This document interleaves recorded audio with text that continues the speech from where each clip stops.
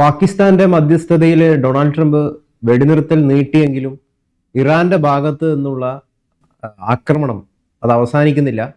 ഏറ്റവും ഒടുവിൽ ഇപ്പോൾ ഒരു കപ്പൽ കൂടി തകർത്തിരിക്കുന്നു അമേരിക്കയുടെ എന്നാണ് നമുക്ക് അറിയാൻ കഴിയുന്നത്. ഇസ്ലാമിക് റവല്യൂഷണറി ഗാർഡ് കോപ്സ് ആണ് ഇത്തരത്തിലുള്ള ഒരു ആക്രമണം നടത്തിയിരിക്കുന്നത്. അപ്പം ഈ വെടിനിർത്തൽ നിലവിൽ പ്രാബല്യത്തിലുണ്ട്. ഇറാൻ കപ്പലുകളെ ഒന്നും കയറ്റിവിടാൻ ബ്ലോക്കേഡ്, അമേരിക്കയുടെ ബ്ലോക്കേഡ് തുറമുഖവുമായി ബന്ധപ്പെട്ടിട്ട് നിലനിൽക്കുന്നു. ഇവിടെ ട്രംപ് പറയുന്നത് ആത്യന്തികമായിട്ട് ഈ ആണവ കരാറിലേക്ക് എത്തുകയാണെങ്കിൽ മാത്രമേ ഈ ഉപരോധം ഇല്ലാതാക്കൂ എന്നുള്ളതാണ്. എങ്ങോട്ടേക്കാണ് യഥാർത്ഥത്തിൽ സാഹചര്യം നീങ്ങിക്കൊണ്ടിരിക്കുന്നത്? കൂടുതൽ സങ്കീർണമാവുകയാണോ?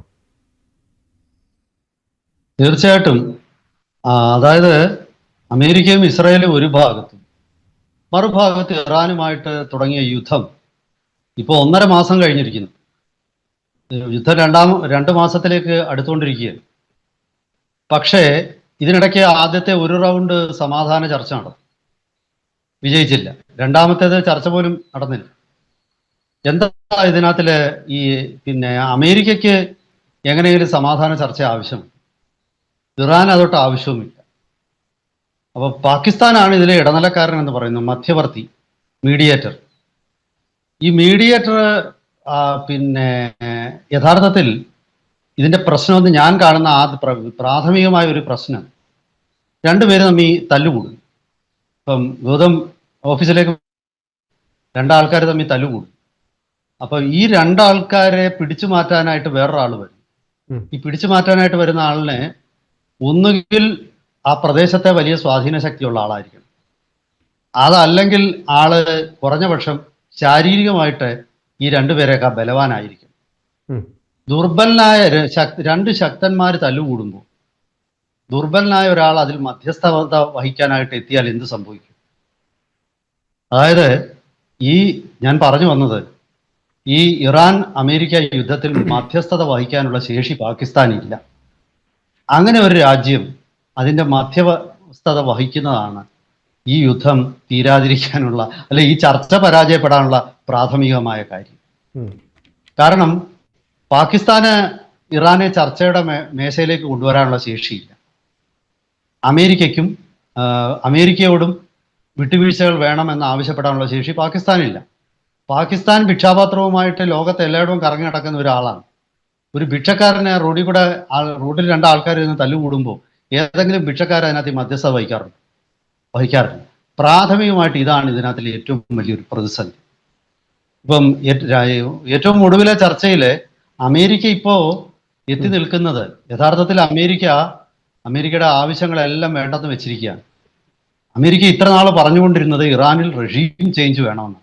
അതായത് തിയോക്രസി എന്ന് പറയുന്ന ഒരു ഭരണ സംവിധാനം, കുറച്ചുകൂടി വ്യക്തമായിട്ട് പറഞ്ഞാൽ ഷിയ ആത്മീയ നേതാക്കന്മാരും ഒരേ സമയം ആത്മീയ നേതാവും ഭൗതിക നേതാവുമായി ഇരിക്കുന്ന ഒരു അവസ്ഥയാണ് ഇറാൻ.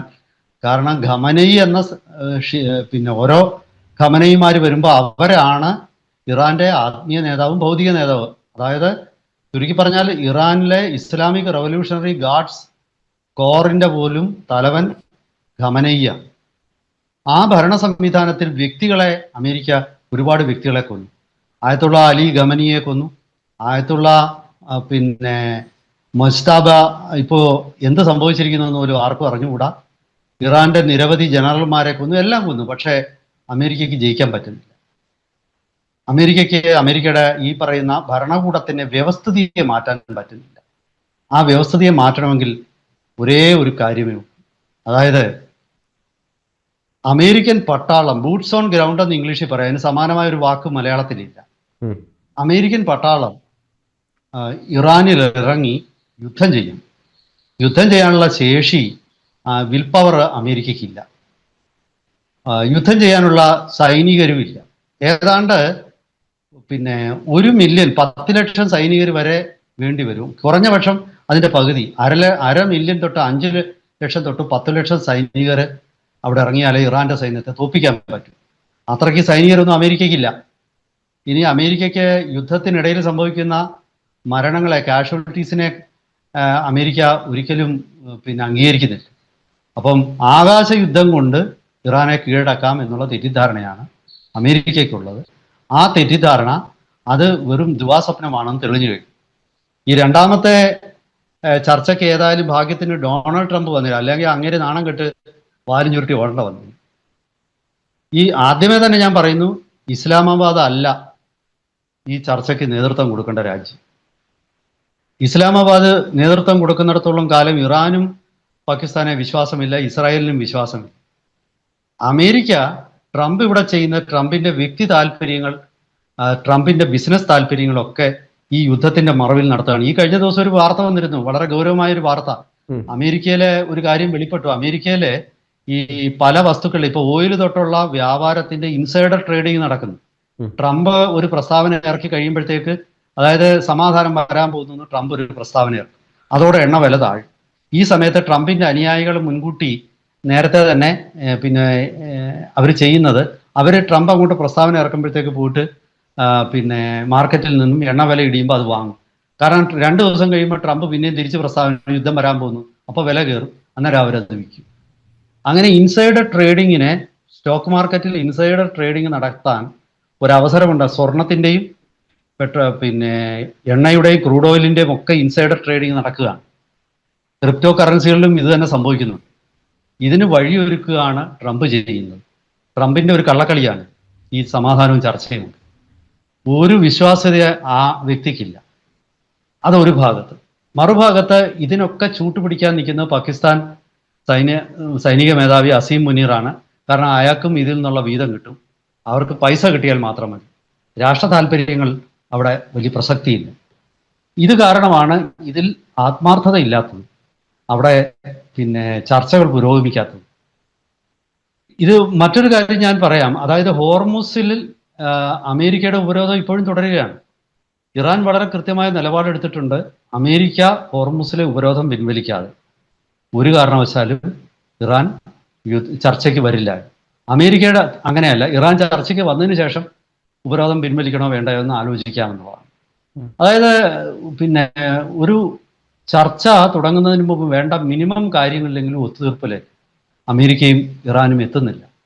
ഇതിൻ്റെ അർത്ഥം ഈ ചർച്ചകൾ വരും ദിവസങ്ങളിലും വിജയിക്കാൻ സാധ്യതയില്ല എന്ന് തന്നെയാണ്. എന്നാൽ അമേരിക്കയ്ക്ക് ഇറാനിൽ ഇറങ്ങി ഒരു കനത്ത ആക്രമണം നടത്താനും പറ്റുന്നില്ല. അതുകൊണ്ടാണ് ട്രംപ് 10 ദിവസം കൂടെ ഞാൻ വെടിനിർത്തൽ നീട്ടി, 15 ദിവസം ഞാൻ നീട്ടി, 30 ദിവസം ഞാൻ നീട്ടി. എന്താണ് ഇയാൾ ഈ നീട്ടുന്നത്? ഈ നീട്ടുന്ന അല്ലാതെ ഇതിൽ നിന്നൊന്നും സംഭവിക്കുന്നില്ലല്ലോ. വാർദ്ധക്യത്തിന്റെ ഒരു എന്താണ് ഒരു അപാരതയിലാണ് ട്രംപ് നിൽക്കുന്നത്. പുള്ളി നീട്ടുന്നുണ്ട്, പക്ഷെ ഒന്നും സംഭവിക്കുന്നില്ല. അത്തരം ഒരു ഗതികേടിൽ എത്തി നിൽക്കുകയാണ്. കാരണം അവിടെ ഇറാനെ സംബന്ധിച്ച് ഇപ്പൊ ട്രംപ് ഒടുവിൽ പറയുന്ന ഇറാൻ യുദ്ധത്തിന് വരാത്തത് ഹോർമുസിൽ നിന്നും കരം പിരിക്കാനുള്ള അവസരം നഷ്ടപ്പെടും എന്നുള്ളതാണ്. തീർച്ചയായിട്ടും ആയിരിക്കാം. ഹോർമുസിൽ നിന്ന് ഇറാൻ കരം പിരിക്കുമ്പോൾ അത് പിരിക്കുന്നത് തടയാൻ അമേരിക്കയ്ക്ക് സൈനികമായിട്ട് ശേഷിയില്ലെന്നുകൂടല്ലേ അതിന്റെ അർത്ഥം. ഇനി ഇതിനകത്തൊരു വലിയ അപകടം അമേരിക്കയ്ക്ക് സംഭവിക്കാൻ പോകും. അതായത് ഈ ഇനി വരുന്ന ദിവസങ്ങളിൽ ട്രംപിനെ ആരും പേടിക്കില്ല. ഏറ്റവും ഒടുവിൽ നിങ്ങൾ മനസ്സിലാക്കേണ്ട ഒരു സംഭവമുണ്ട്. അമേരിക്കയിലെ ഫെഡറൽ സുപ്രീം കോടതി ട്രംപ് പിന്നെ മറ്റു രാജ്യങ്ങളിൽ നിന്നും പിരിച്ച $160 ബില്യൺ തിരിച്ചു കൊടുക്കണമെന്ന് പറഞ്ഞു. ഇപ്പൊ അതിന്റെ പ്രോസസ്സ് തുടങ്ങിയിരിക്കുകയാണ്. ഇന്ത്യൻ കമ്പനികൾക്ക് ഏതാണ്ട് $10-12 ബില്യൺ ഇതുവരെ കൊടുത്ത ചുങ്കം തിരിച്ചു കിട്ടുമെന്നാണ് പറയുന്നത്. വലിയ രീതിയിൽ ചുങ്കം പിരിച്ചിരുന്നു. ആ ചുങ്കം മുഴുവൻ അമേരിക്കയ്ക്ക് തിരിച്ചു കൊടുക്കേണ്ടത്. അതായത് ഇല്ലാത്ത അധികാരമാണ് ട്രംപ് പ്രയോഗിച്ചതെന്ന് കോടതി വരെ അഭിപ്രായപ്പെട്ടു. ഇതിന്റെ അർത്ഥം അമേരിക്കയ്ക്ക് ഉള്ളിൽ ട്രംപ് ദുർബലനായി എന്നാണ്. ഇങ്ങനെ ഒരു ട്രംപ് നാളെ ഒരു ഉപരോധം കൊണ്ടുവന്ന് ആരെങ്കിലും മൈൻഡ് ചെയ്യും? കാരണം അമേരിക്കയിലെ കോടതി പോലും അയാളെടുത്ത തീരുമാനത്തെ റദ്ദ് ചെയ്തിരിക്കുക. അയാൾ പിരിച്ചെടുത്ത തുക തിരിച്ചു കൊടുക്കേണ്ട വന്നിരിക്കുക. അതായത് സാമ്പത്തിക മേഖലയിലും ട്രംപിന് തിരിച്ചടിയാണ്. ഇവിടെ മറ്റൊരു വലിയ വിഷയം വരുന്നു. ഗൾഫിലെ പല രാജ്യങ്ങൾക്കും റീകൺസ്ട്രക്ഷന് അമേരിക്ക പൈസ കൊടുക്കണമെന്ന് അവർ അങ്ങോട്ട് ആവശ്യപ്പെട്ടിരിക്കുക. ഞാൻ മനസ്സിലാക്കുന്ന UAE ഏതാണ്ട് $60 ബില്യൺ അമേരിക്ക നൽകണമെന്നാണ് ആവശ്യപ്പെട്ടിരിക്കുന്നത്. അതായത് അമേരിക്കയുടെ സൈനിക ശേഷി തെളിയിക്കാതെ ട്രംപിന് ഇവിടെ നിന്ന് പോകാൻ പറ്റില്ല. പണ്ട് അതൊരു കഥയില്ലയോ, അതായത് ഒരു കുരങ്ങൻ ഈ പിന്നെ ഒരു തടി ഇറക്കുന്നിടത്ത് പോയിട്ട് വാല് ഈ അതിന്റെ വാല് രണ്ട് തടി കഷ്ണങ്ങൾക്കിടയിൽ പെട്ടു. കുരങ്ങനെ അത് ഈ തടികളെ അകറ്റി വെച്ചിരുന്ന ആപ്പ് വലിച്ചൂരി അവസാനം കുരങ്ങൻ അവിടെ കുടുങ്ങിക്കിടന്നു. അതേ രീതിയിലാണ് ട്രംപ് ഇപ്പോൾ ഇറാൻ യുദ്ധത്തിൽ കുടുങ്ങിക്കിടക്കുന്നത്. ട്രംപിനെ സംബന്ധിച്ചിടത്തോളം ഇറാൻ വിട്ടിട്ട് ഓടിയാൽ അവിടെ അതൊരു നാണക്കേടാണ്. ഇറാനിൽ യുദ്ധം ചെയ്യാൻ കരയിലേക്ക് ആ പട്ടാളത്തെ ഇറക്കാനും മാത്രമുള്ള ശേഷി യുദ്ധത്തിന് നമ്പർ ഓഫ് പേഴ്സണൽ അമേരിക്കയ്ക്കില്ല. അമേരിക്ക കുറേ നാളായിട്ട് അമേരിക്കയ്ക്കുള്ള ആഗ്രഹം അമേരിക്കയുടെ യുദ്ധങ്ങളിൽ അമേരിക്കയോടൊപ്പം ഇന്ത്യ ചേരണമെന്നുള്ളതാണ്. അതായത് ഇന്ത്യക്ക് ആവശ്യത്തിന് സൈനികരും. ഇവിടെ ഇപ്പം സാധാരണഗതിയിൽ നമ്മുടെ യുദ്ധങ്ങളിൽ സൈനികർ നിരവധി മരിക്കും. അതിൻ്റെ പേരിൽ സർക്കാരിനെതിരെ ഒരിക്കലും ഒരു പൊട്ടിത്തെറിയൊന്നും ഉണ്ടാവരുത്. ഇന്ത്യൻ ജനത എപ്പോഴും രാഷ്ട്രത്തിന് വേണ്ടി മരിക്കുന്നതിൽ അഭിമാനം കൊള്ളുന്നവരാണ്. ഇങ്ങനെ ഒരു മാനസികാവസ്ഥയല്ല അമേരിക്കയിലുള്ളത്. അമേരിക്കൻ സൈനികർ അമേരിക്കയുടെ താല്പര്യം സംരക്ഷിക്കാൻ മരിച്ചാലും മറ്റെന്ത് രീതിയിൽ മരണപ്പെട്ടാലും അവിടെ വലിയ പ്രതിഷേധമുണ്ടാകും. ചുരുക്കി പറഞ്ഞാൽ ട്രംപിന്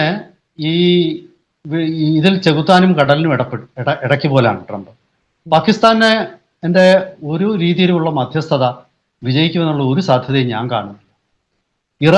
ഇപ്പൊ അമേരിക്ക അവസാനം ആശ്വാസം കണ്ടെത്തിയിരിക്കുന്ന ഇറാൻ ഇപ്പൊ സംഭവിച്ചിരിക്കുന്നത് ഇറാന് വ്യക്തമായ നിലപാടെടുക്കാനുള്ള നേതാക്കന്മാരില്ല. ആ നേതാക്കന്മാരില്ലാത്തതുകൊണ്ടാണ് എന്നുള്ള ഒരാശ്വാസമാണ്. കാരണം എന്ത് ആയിക്കൊള്ളട്ടെ, അതിന്റെ പരിണത ഫലം ഇതാണല്ലോ. അപ്പോൾ വരും ദിവസങ്ങളിൽ യുദ്ധത്തിന്റെ സമാധാനം വീണ്ടും അകലെ തന്നെ ആയിരിക്കും. അമേരിക്ക ഈ യുദ്ധം സ്വയം അവസാനിപ്പിച്ച് ഞങ്ങൾ ജയിച്ചു കഴിഞ്ഞിരിക്കുന്നു, അതിനാൽ ഞങ്ങൾ തിരിച്ചു പോകുന്നു എന്ന് പറഞ്ഞ് പിന്തിരിഞ്ഞ് ഓടുന്ന അവസ്ഥയിലേക്കാണ് കാര്യങ്ങൾ എത്തുന്നതെന്നാണ് എനിക്ക് തോന്നുന്നത്.